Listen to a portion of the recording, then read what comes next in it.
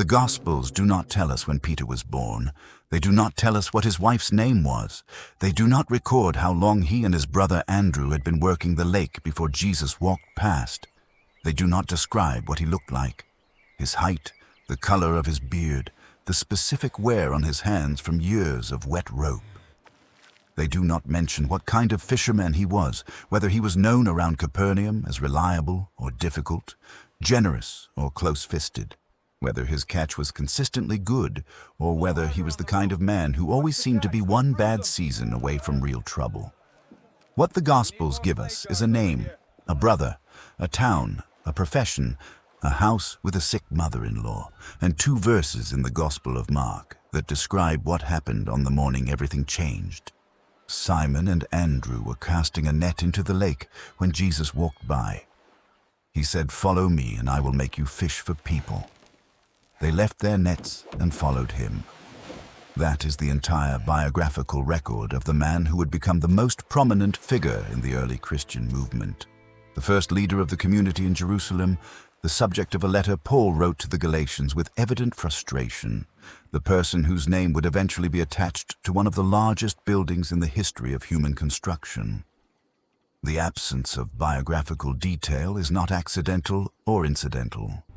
The Gospels were not interested in biography in the modern sense. They were interested in what Jesus said and did and what it meant. Peter appears in their pages as a figure in that story, not as a subject in his own right. And the details that would help us understand who he was before the morning on the shore. The financial state of his business, the age of his children, the specific weight of the obligations he was carrying when he dropped the net, were simply not the point the texts were making. But those details exist, not in the Gospels, but in the archaeology that has been accumulating at Capernaum for more than a century, in the historical records of first-century Galilean economy, in the Roman administrative documents that describe how the fishing industry on the Sea of Galilee was licensed and taxed, in the papyri from Roman Egypt that show how similar fishing cooperatives operated across the eastern Mediterranean, in the physical remains of the town that Peter lived in, the basalt stones of the houses, the coins found in the earth, the fish hooks recovered from the lakebed, the boat preserved in the mud near the shore. This video is about filling the silence, not inventing what the record does not say, but reconstructing with the evidence that exists the specific world that Peter inhabited before Jesus arrived in it. Because that world is the context within which his decision makes full sense. And his decision only has its full weight when you understand exactly what he was deciding to leave. Capernaum, in the first century of the Common Era, sat at the intersection of several systems of power that shaped every aspect of the daily life of everyone who lived there. Understanding those systems is the starting point for understanding Peter, because no one in first-century Galilee was free of them. And no one's individual choices can be understood outside the conditions those systems created. The Roman Empire was the largest and most administratively sophisticated political organization the Mediterranean world had ever produced. In the first century, it controlled a territory stretching from northern Britain to the borders of Mesopotamia, from the Rhine to the Sahara, encompassing perhaps 50 to 70 million people. Its military was unmatched. Its administrative infrastructure, roads, postal system, provincial governance, systematic tax collection, was without parallel in the ancient world. And its presence in Galilee, while less direct than in Judea, where a Roman prefect governed personally, was felt in every transaction and every obligation. So the specific form that Roman power took in Galilee was the client kingdom of Herod Antipas, who ruled the region from 4 BCE until 39 CE, the entire span of Peter's adult working life. Antipas was a Herodian, a member of the dynasty that Herod the Great had established as Roman clients. He had been educated in Rome, spoke Latin, understood how Roman politics worked, and governed Galilee in a way that served Roman interests while maintaining enough local legitimacy to prevent the revolts that were periodically convulsing Judea and other parts of the Roman East. Antipas's 2 major building projects, The reconstruction of Sepphoris as his initial capital and the founding of Tiberias on the western shore of the Sea of Galilee as his permanent seat consumed enormous resources extracted from the Galilean population through the taxation system he administered. Tiberias, founded around 17 to 20 CE in what Peter's working life would have been his early adult years, was built on a site that Jewish law considered unclean because of the cemetery beneath it, which meant that observant Jews refused to live there and had to be incentivized to populate it. The city that Antipas built to display his power and his Roman cultural connections was rejected by a significant portion of the people he was trying to impress with it. Now, the temple establishment in Jerusalem was a third layer of power that intersected with Roman imperial authority and Herodian client kingship in complicated ways. The high priestly families who controlled the temple were collaborators with Rome. They depended on Roman political support to maintain their positions, and Rome depended on them to manage the Jewish population's religious expectations and prevent destabilizing messianic movements. The taxes and tithes that flowed to the Jerusalem temple from communities throughout the diaspora, including Galilee, were a substantial economic transfer from the provinces to the center that the ordinary fishing family in Capernaum experienced as obligation without obvious return.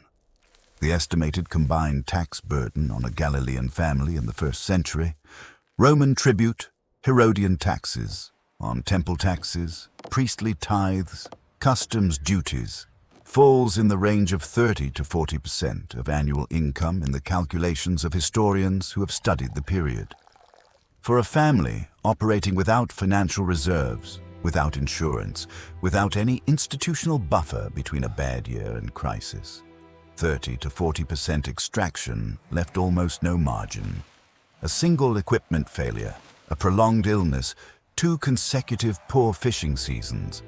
Any of these could push a functioning household from managed precariousness into the debt spiral that the 1st century economic system had no effective mechanism for escaping. Beneath the ruins of a 5th century octagonal church at Capernaum, archaeologists excavating in the 20th century found an earlier structure that had been venerated continuously since the 1st century. The veneration was in stone. The later church had been built specifically over this spot, which means that people in the 3rd and 4th centuries were treating this location as significant in a way that requires an explanation. The explanation the archaeological and historical evidence points toward is that this was the house of Peter, or at least the location where the community that remembered Peter had preserved the memory of where he lived. The earliest layer of the structure is a single room of dark basalt stone, approximately 5 meters by 5 meters, with plastered walls. The plastering is unusual.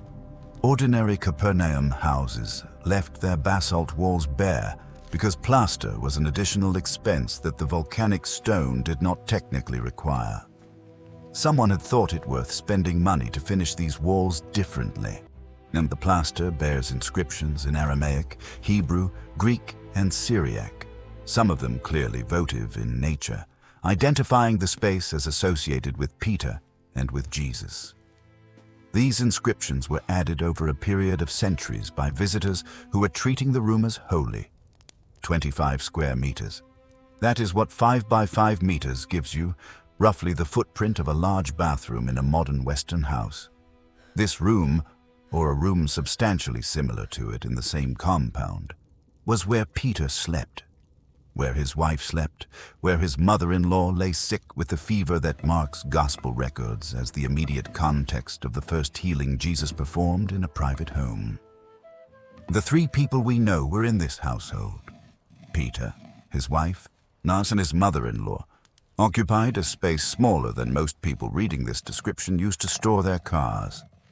The house was not only the single room, it was part of a compound of interconnected rooms and shared courtyard spaces that several related family units occupied together. This insular-style domestic architecture was standard across the region. Families lived in the rooms, but the real center of daily life was the courtyard. Cooking happened in the courtyard over an open fire. Grinding happened in the courtyard. The grain had to be processed daily because ground flour goes stale quickly in the Mediterranean climate. Children played in the courtyard. Repairs were made in the courtyard. Social interaction with neighbors happened primarily in the courtyard. Because the rooms were dark and small and meant for sleeping and storage rather than for living. The roof was flat and accessible by an external staircase, and it served as additional living and working space through the dry months. Nets were spread and mended on rooftops. Grain was dried on rooftops. People slept on rooftops in summer when the rooms held too much heat. The roof was not private space in the modern sense. The flat rooftops of adjacent buildings connected in ways that made the upper level of an insula compound a semi-public area where neighbors moved and interacted. When the Gospel of Mark describes 4 men carrying a paralyzed friend to Jesus and finding the house too crowded to enter, digging through the roof to lower him in. So the detail is architecturally accurate. A basalt roof covered with a layer of mud and reed matting could be dug through, and the crowded house suggests a teaching session that had drawn more people than the courtyard could comfortably hold. The interior of Peter's rooms was sparse in ways that are difficult for people accustomed to modern domestic clutter to imagine. Reed mats for sleeping rolled against the wall during the day and spread on the earthen floor at night. A few ceramic storage vessels, large ones embedded in the floor near the walls where the constant temperature slowed spoilage, smaller ones for daily use. An oil lamp, small, functional, burning olive oil from a wick of flax, producing modest light and significant smoke. Whatever clothing the family owned, probably stored in a wooden chest if the family was prosperous enough to have one. Possibly a small table, possibly just a mat on the floor for meals. The total movable property of the household could be loaded onto a donkey in an hour. The Sea of Galilee in the 1st century was the economic engine of the northern Galilean region, and the fishing industry that operated on it was not the small-scale artisanal activity that the word fishing might suggest to a modern reader. It was an organized industry with capital requirements, licensing arrangements, processing infrastructure, regional distribution networks, and a tax and regulatory framework that connected it to the Roman provincial economy. The lake itself, about 21 kilometers long and 13 kilometers wide at its greatest dimensions, is set in a deep geological depression almost 200 meters below sea level, was extraordinarily productive by the standards of ancient fishing. The warm, nutrient-rich waters supported large populations of tilapia, sardines, and several other species of commercially valuable fish. The tilapia, called musht in Arabic and sometimes called St. Peter's fish in the modern tourist economy of the region, was the premium product, large, meaty, marketable fresh at premium prices or salted for longer distance trade. The sardines were caught in enormous quantities, too small and too perishable to travel far fresh, but ideal for the salt fish processing operations that turned them into a shelf-stable product that could be traded throughout the eastern Mediterranean. And the fishing rights on the lake were legally the property of the Herodian crown. Antipas owned the fish in the lake in the same way that a medieval lord owned the game in a forest. Theoretically, the resource was his, and access to it was granted through licensing arrangements that generated revenue for his administration, while providing the cooperatives with the legal right to operate commercially. This was not fishing as a free activity that anyone could engage in. It was a regulated industry with entry costs, ongoing royalties, and the ever-present possibility that a license could be revoked if the operator failed to meet his obligations. The customs post at Capernaum's harbor was the point where the Roman tax collection system intersected with the daily life of the fishing cooperatives. Matthew, sitting at his tax booth near the harbor, was assessing duties on commercial fish transactions above a threshold volume. The rate and its enforcement were matters of negotiation and, frequently, the kind of low-grade adversarial pressure that characterizes every relationship between a small business and a regulatory authority with discretionary enforcement power.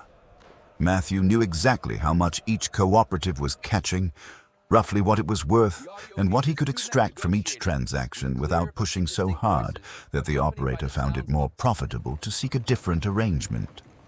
The processing infrastructure that transformed perishable fresh fish into a tradable commodity was centered at Magdala, a few kilometers south along the western shore. Magdala's Greek name, Tarichaia, means the place of salted fish, and archaeological excavations there have confirmed industrial-scale processing operations. Vats for salting, drying areas, storage facilities for the salt itself.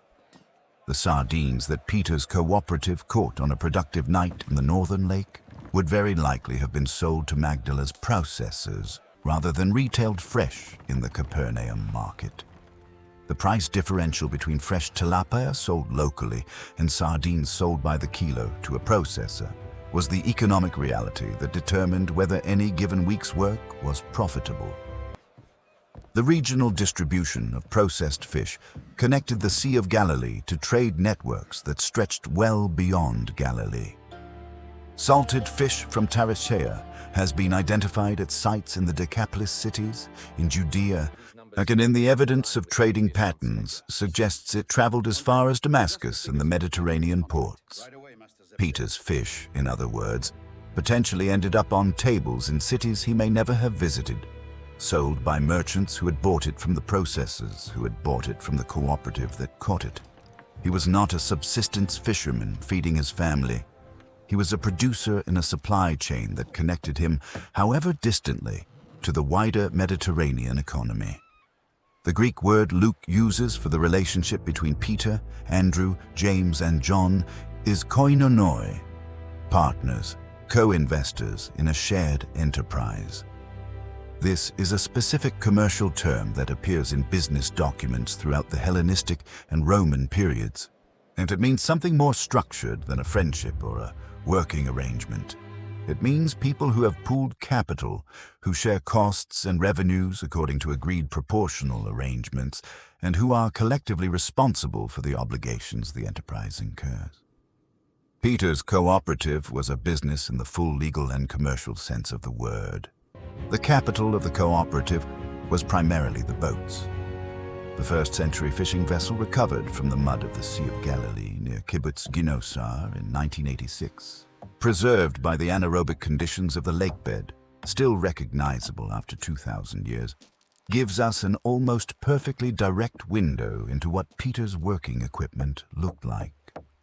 The vessel is 8.2 meters long and 2.3 meters wide at its broadest point, and it was built using what boat archaeologists call a shell-first technique, with the hull planking laid before the frames were inserted, from a combination of at least 12 different species of wood. Cedar for the major structural elements, oak for the frames, various other species for repairs and patches applied over what appears to have been a working life of several decades. The variety of wood species in the hull of the Ginosar boat is one of the most practically significant details in all of first-century Galilean archaeology. Cedar for boat building came from Lebanon, a significant distance to the north. Oak could be sourced more locally, but still required transport. The other species, jujube, redbud, willow, hawthorn, suggest a boat that had been repaired multiple times with whatever wood was locally available when a repair was needed, because the cost of importing cedar for every patch was prohibitive. The boat was maintained as long as it could be maintained because the cost of replacement was enormous. Peter and his partners did not buy new boats when the old ones wore out. They kept the old ones going for as long as anyone could argue it was worth doing so. The nets were the other major capital item, and they were in some ways more demanding of ongoing investment than the boats. A commercial dragnet, the type deployed between two boats in a wide arc and drawn close toward shore, was a substantial piece of equipment made from flax or hemp cordage, requiring skilled weaving to construct and constant skilled maintenance to remain functional. Nets were inspected after every use, repaired wherever the mesh had torn or the sinker weights had pulled loose, dried thoroughly to prevent rot. Mark's Gospel describes James and John sitting in their boat mending nets when Jesus calls them. not as an incidental detail of what they happened to be doing at that moment, but as a description of the routine daily maintenance work that was as much a part of the fishing life as the fishing itself. Zebedee, the father of James and John, was the senior partner of the cooperative. Mark 1:20 notes that when James and John left to follow Jesus, they left their father in the boat with the hired men, mistheoi, wage laborers. To a fishing operator who employed wage labor was at a materially different level of operation from one who relied only on family. He had fixed labor costs, a larger operational capacity, and more capital at risk with correspondingly more revenue potential when conditions were favorable. Zebedee was not merely a fisherman who happened to be the father of two of Jesus' disciples. He was a small business owner with employees, which placed him comfortably in the upper tier of Capernaum's economic hierarchy, while remaining well below the wealthy elite. Peter and Andrew's position in this cooperative as junior partners to Zebedee's family is suggested by the gospel accounts, but not explicitly stated. Once what is clear is that they were koinonoi, full partners with capital at stake, and that the cooperative had sufficient scale to operate multiple boats simultaneously, which is the arrangement required for the dragnet technique that was the primary method of commercial-scale night fishing on the lake. The cooperation between Peter's boat and Zebedee's boat was not informal assistance between neighbors. It was the coordinated operation of a jointly owned commercial enterprise. The financial pressure on Peter's household was not abstract or occasional. It was structural and constant, built into the architecture of the economic system within which he operated. Understanding the specific mechanisms of that pressure is essential to understanding what was actually at stake on the morning he walked away from the nets. The fishing license fee was the first layer of extraction, assessed annually by the Herodian administration on each cooperative's right to fish commercially. It was due regardless of whether the catch in any given year was good or poor. It was not a tax on profit. It was a tax on the right to attempt profit, with no guarantee of success and no reduction in bad years. A cooperative that fell behind on its license fees risked losing the legal right to operate commercially, which meant losing the income stream from which all other obligations also had to be met. The license fee created a baseline of financial obligation that existed prior to any consideration of whether the business was actually earning money. The customs assessment at the harbor came next. A Matthews tax post processed commercial transactions at rates that were effectively the tax collectors to negotiate within a regulatory framework, which in practice meant they were subject to the kind of pressure and accommodation that characterized every relationship between a tax collector with enforcement discretion and a small business owner who could not afford to be on the wrong side of that discretion. The tax collector's personal financial interest was in extracting as much as possible from each transaction. The fisherman's interest was in minimizing the extraction while maintaining the working relationship he could not avoid.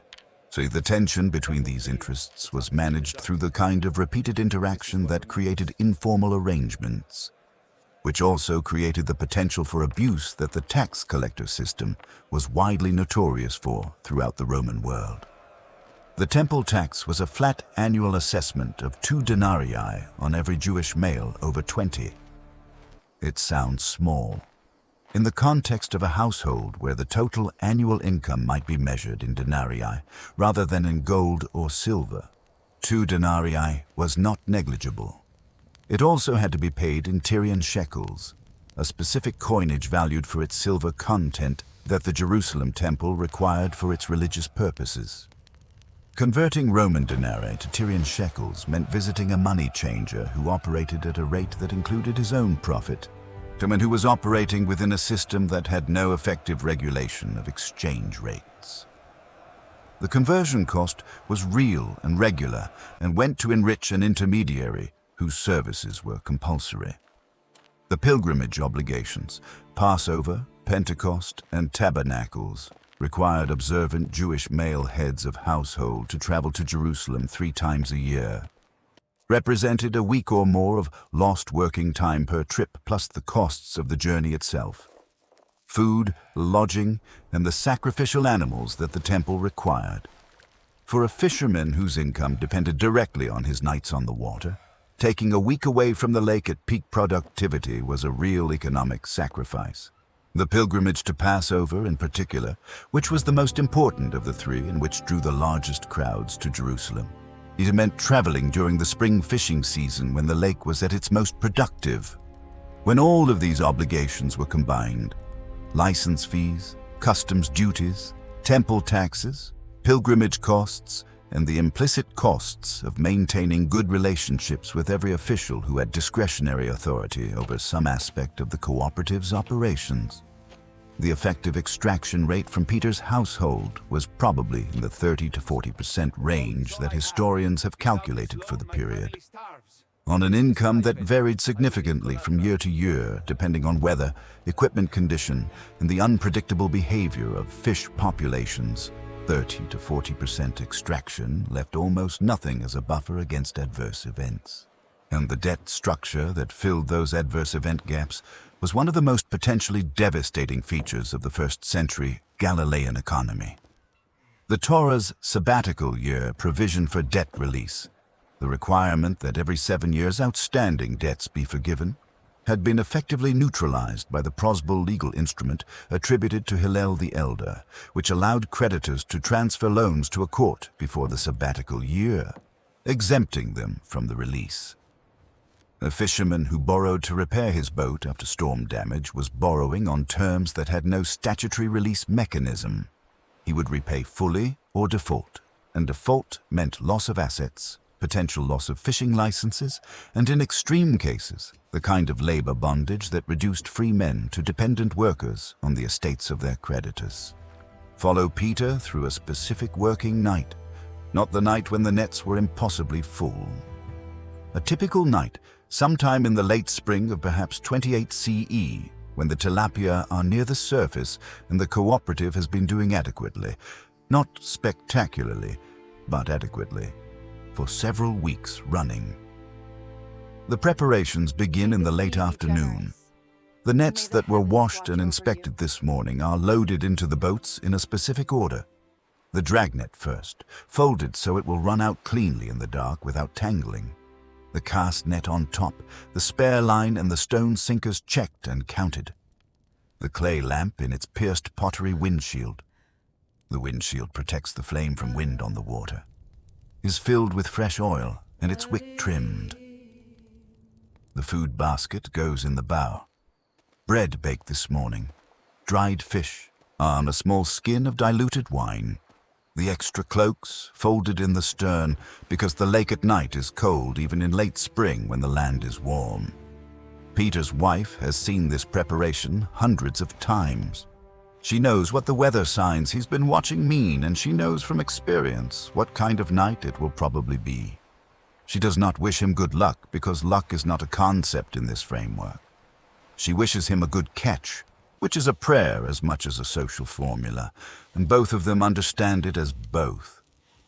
His mother-in-law, still not well, lies on her mat in the back of the room. The household's evening prayer is said before the lamp is carried out to the boat. The boats leave the harbor as the last light fades. Peter and Andrew in one, James and John in the second, are rowing out toward the middle of the northern lake where experience tells them the conditions tonight are likely to be best. The stars are sharp. There is no moon yet. The moon rises late tonight, which is good. Fish come closer to the surface in the dark, and the drag net works better when the fish cannot see it coming. The sound is the creak of wood in the oarlocks, the rhythm of breathing, the small slap of water against the hull. Finding the right location is the first professional judgment of the night. Peter reads the water the way a skilled tracker reads ground. The surface color, the small disturbances that indicate fish feeding near the surface, the way the lake smells at this specific point on this specific night. He has been doing this since his father brought him on the boat as a boy in Bethsaida, and his body knows things his mind cannot fully articulate. The feel of a productive section of the lake at this time of year, the particular quality of stillness that means fish are nearby and undisturbed. He rows until he is where he wants to be. The dragnet deployment is a coordinated sequence. The two boats position themselves at opposite ends of the net's reach, the net playing out between them from the pile in Peter's boat, the stone sinkers dropping immediately while the wooden floats keep the upper edge at the surface.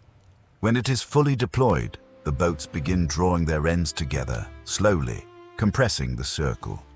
The weight of a full net is the best possible information about how the night is going.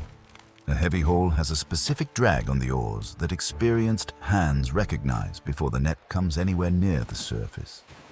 If the haul is good, the process of getting the fish out of the net and sorted into the storage containers in the boat's hold requires speed and coordination. Tilapia are sorted by size into the premium containers.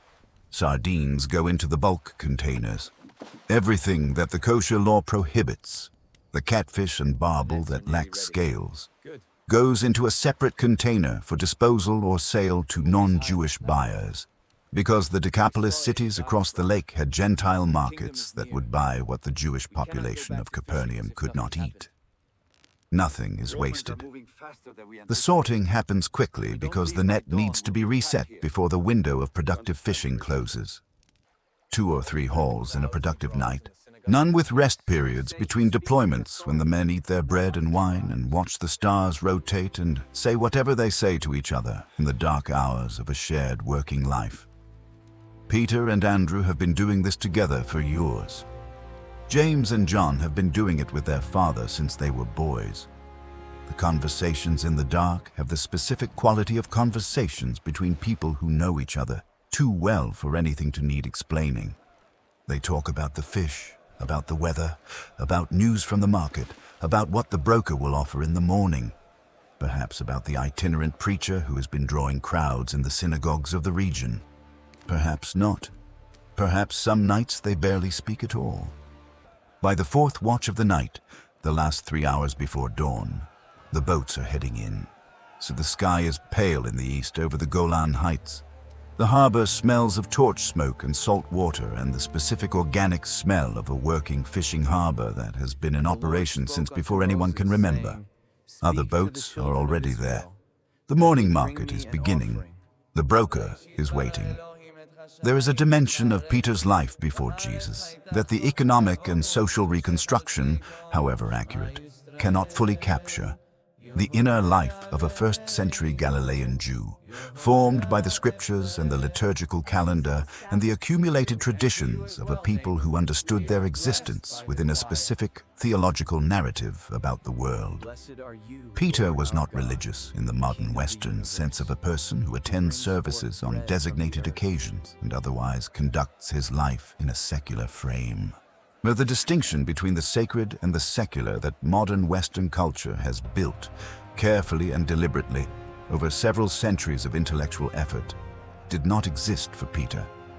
The Sabbath was not a weekly interruption of normal life. It was the frame within which normal life was understood as meaningful. The dietary laws were not restrictions on what he could eat. They were markers of a specific identity that distinguished him from the Gentile world around him in ways that mattered to his sense of who he was. The pilgrimage to Jerusalem was not a religious obligation that competed with his professional interests. It was the annual reorientation of his whole life toward the center of the universe as he understood it. And the Torah that was read in the Capernaum synagogue every Sabbath was not ancient literature about people long dead. It was the story of Peter's people. His people specifically, the people to whom God had made promises that had not yet been fully kept. The prophets that were read alongside the Torah spoke of a restoration that had not yet happened, of a kingdom of God that was not yet visible in the world as it currently existed, of a people that had been scattered and oppressed, and that God had nonetheless promised to remember and redeem. Reading these texts every week in the specific context of a Galilean town under Roman occupation and Herodian administration and temple establishment taxation gave them an urgency that is difficult to reconstruct from this distance, but that would have been viscerally present to everyone sitting in the synagogue. The messianic expectation of first-century Galilee was not a theological position held at intellectual arm's length. It was the atmosphere that everyone breathed. It took different specific forms. Some expected a military Messiah who would drive out the Romans. Some expected a priestly Messiah who would purify the temple. Some expected an apocalyptic intervention that would overturn the entire existing order. But the underlying conviction that the current state of things was not the final state of things, and that God had not abandoned his people despite all the evidence to the contrary, was the shared framework within which the political and economic frustrations of daily life were understood and endured. John the Baptist had crystallized this expectation into something more urgent and more specific in the years just before Peter's encounter with Jesus. John was a voice that his contemporaries recognized as prophetic in the specific technical sense. Not a man expressing religious opinions, but a man speaking with divine authority about things that were actually happening and were about to happen. His message of repentance, of the imminent arrival of one mightier than himself, of judgment that would separate the genuine from the performative in Israel's relationship with God, drew enormous crowds. The crowds were not there for entertainment. They were there because John was saying something that resonated with what they already believed, that made the waiting feel less like waiting and more like standing on the edge of something that was about to break open. Andrew had been among those crowds. John 1:35-40 records Andrew as one of two disciples of John the Baptist, who followed Jesus after John pointed to him. If Andrew had spent time in John's circle, and the gospel text implies he had, then Peter knew about it. The conversations between brothers about what Andrew had seen and heard in the Jordan Valley were part of the inner life of the household in Capernaum in the months before Jesus appeared on the shore of the lake. The morning of the calling was not a first encounter with a stranger, but it was the moment when a question that had been building for months found its answer in a form that neither of them had anticipated. Capernaum held Peter in ways that were invisible until the moment he left them. Not invisible because they were subtle, but invisible because they were the air and water of his existence. So constant and so complete that they were not experienced as constraints, but as simply the shape of the world. The town of 1,000 to 1,500 people knew him, not in the way that fame or prominence creates recognition, but in the way that a small community over years creates the specific knowledge of specific individuals that is one of the most basic features of human social existence. The people who had watched his father work the lake, who had known him as a boy learning the boat, who had attended whatever marriage celebration marked the beginning of his household with his wife, who knew how many good seasons and bad seasons the cooperative had had in recent years, who had heard his voice in the synagogue and seen his face at the market and watched him manage the customs negotiations at the harbor. These people were the social fabric of his existence. Leaving them was not leaving acquaintances, it was leaving the entire web of relationships that constituted his identity as a person among persons. The patron-client relationships that structured Galilean social life added another layer of entanglement. Peter almost certainly had both patrons, people of higher status whose favor and protection he cultivated, and clients, people of lower status who depended on him for informal assistance, advocacy, some in the small acts of generosity that maintained social bonds in an economy without formal safety nets. Both sets of relationships involved obligations that did not disappear when he walked away from the harbor. His patrons would expect continued cultivation. His clients would need to find someone else to depend on, or would simply lack the resource that he had provided.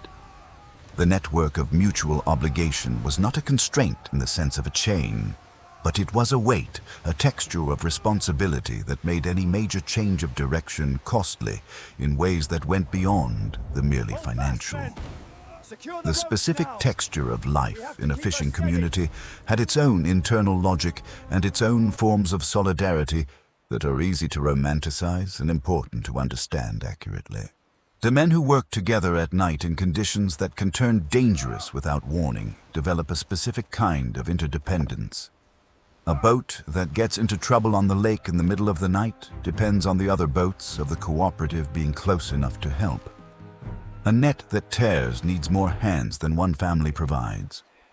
A catch large enough to fill both boats, like the one that appears in the Gospel account, needs both boats' crews to haul it before the weight breaks the equipment.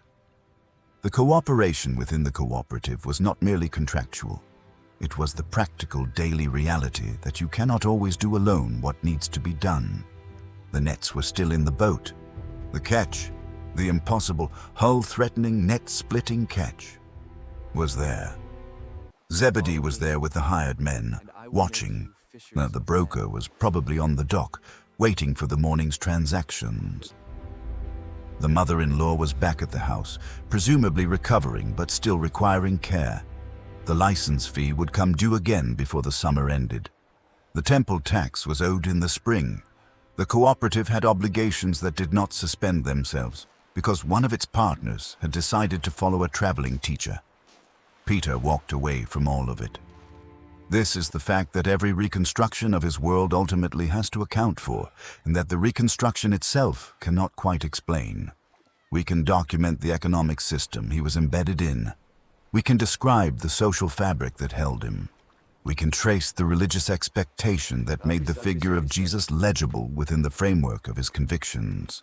And we can note that his brother had already encountered Jesus in the context of John the Baptist's movement and had come back with something in him that had changed.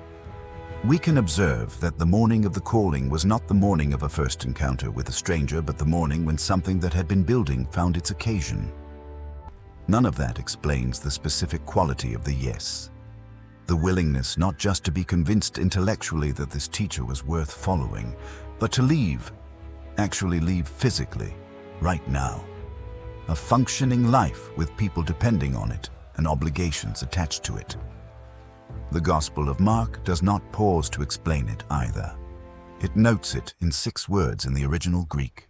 They left their nets and followed him. And what the reconstruction of Peter's world makes possible is not an explanation of the yes. It is a more accurate understanding of what the yes cost, and that cost made visible against the specific background of a first-century Galilean fishing economy, a licensed cooperative with capital at risk, a household with a sick mother-in-law, and the weight of multiple tax obligations, a community that had held him for his entire adult life. That cost was not nothing. It was everything he had. The question that the reconstruction opens, and that it cannot close, is the one that makes this story more than biography. If a man with that much to lose, embedded in that many obligations, formed by that much experience of the cost of things, had made that choice without apparent hesitation, what was it that he found on that shore that morning that made the cost feel, in that moment, completely beside the point? The lake is still there. The basalt stones of the house are still under the floor of the later church. The boat from Genosa is in a museum a few kilometers from where it was pulled from the mud. The site of the ancient harbor can be identified from the aerial photographs. The economic system that Peter operated within is recoverable from the historical and archaeological record in sufficient detail to be understood with reasonable confidence. The thing that made him leave, the actual substance of the encounter, and the quality of the presence that made a man who understood the cost of things decide without calculation that the cost did not matter. That is not in the record. It is in the decision itself, which is the only evidence we have for it. And 2,000 years later, that evidence is still being examined by people who want to understand what it means that a man who knew exactly what he was leaving walked away from it anyway.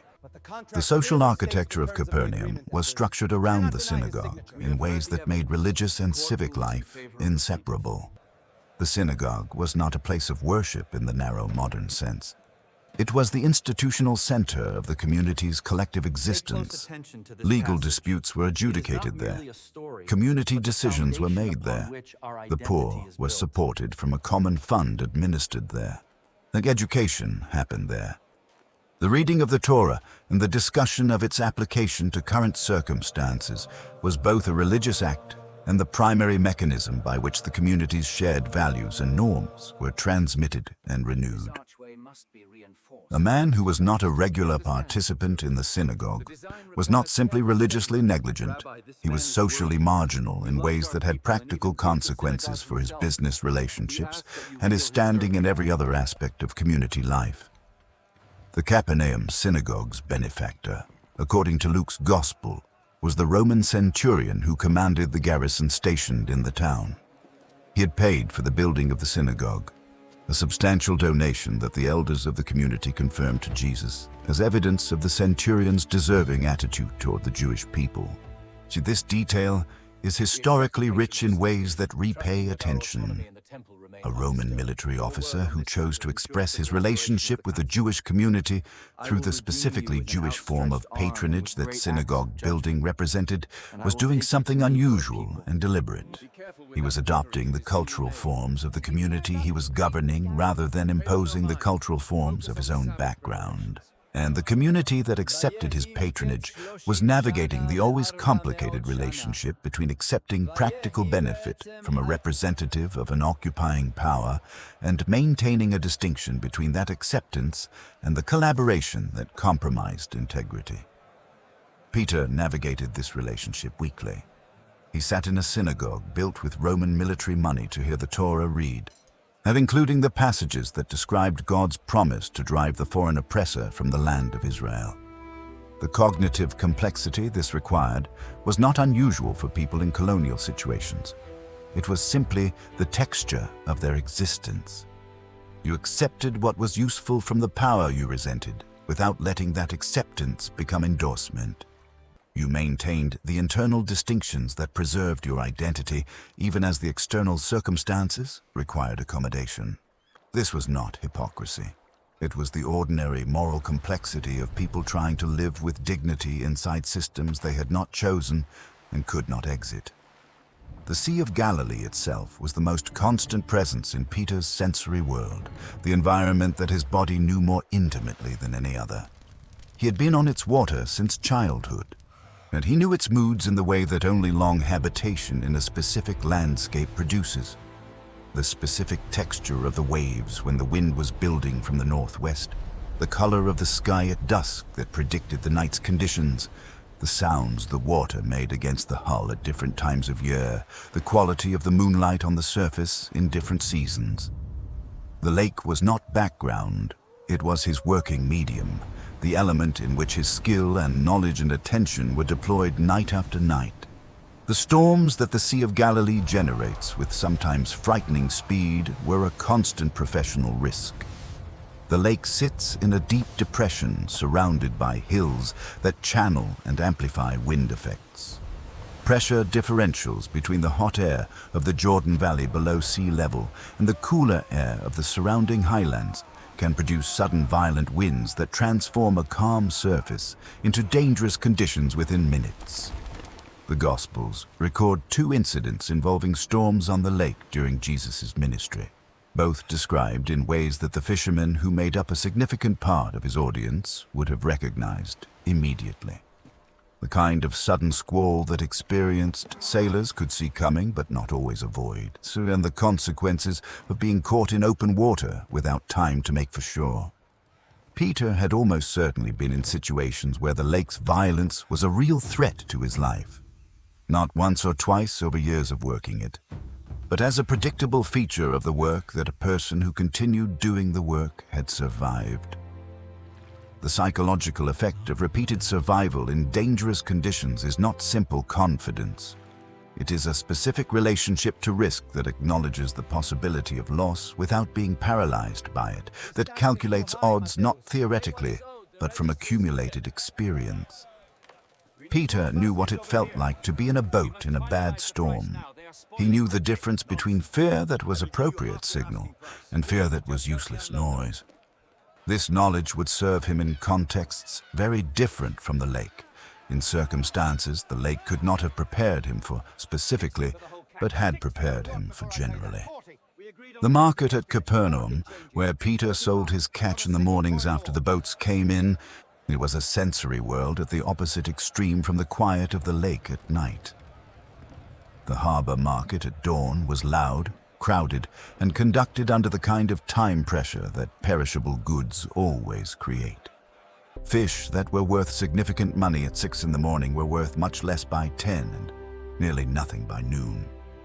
The negotiation with the broker or the direct buyers was conducted quickly in the specific argot of the fish trade that mixed Aramaic with Greek commercial terminology under the watchful eye of Matthew at his customs post.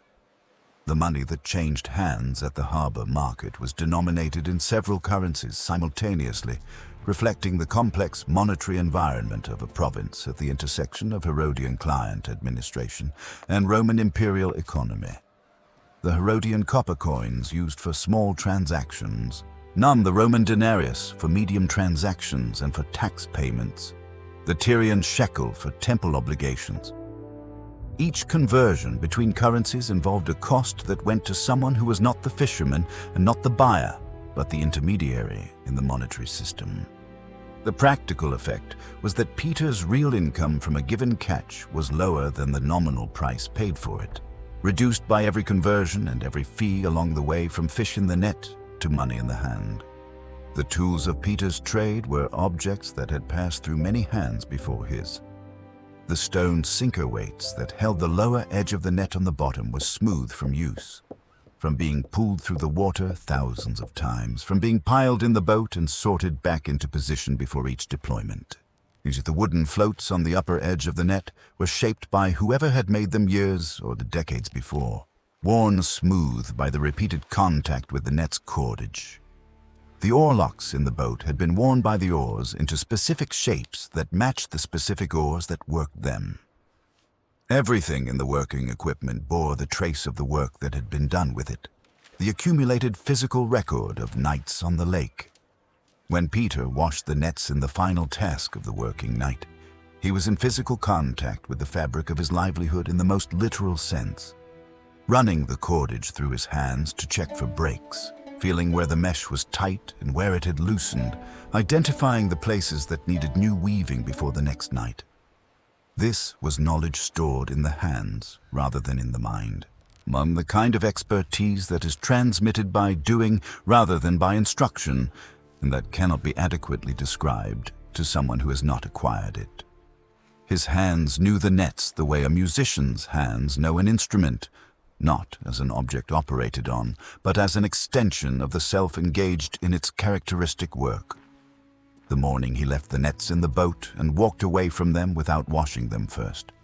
This is the detail Luke includes, that they were casting the nets when Jesus called. That they left them was a morning when the nets were still wet and full of the night's debris and needed the attention they always needed after a deployment. Leaving them unwashed was leaving the work undone in a way that would make the next night's work harder. It was the small, practical detail that makes the departure concrete rather than symbolic. He did not take time to finish the task he had started. He left it where it was,